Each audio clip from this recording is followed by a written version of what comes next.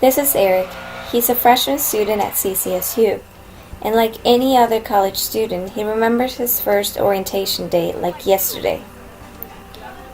It was also the day when he learned that both of his parents were going to be deported. I go up to the second floor and see my mother, and I see it's just a blank face. It's not the face that I would see when I open the door. And my brother's on his computer. My dad isn't even in the room. After being identified as undocumented immigrants, the Ramos attended to yearly checkups with ICE. But in 2016, it all changed. Our parents are have been, told to leave for 10 years within 2 months.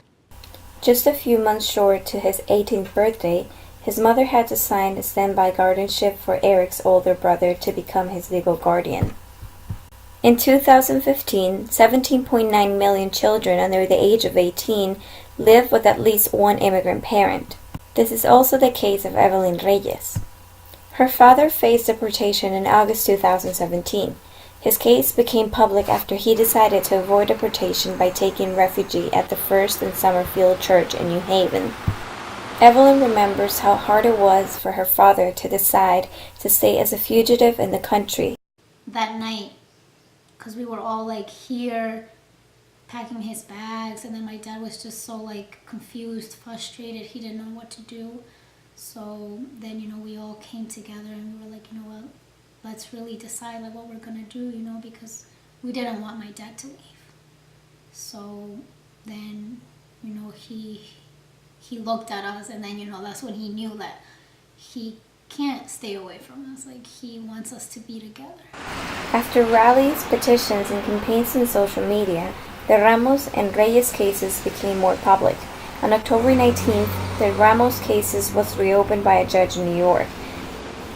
On November 22nd, just the day before Thanksgiving, Reyes was able to leave his refuge.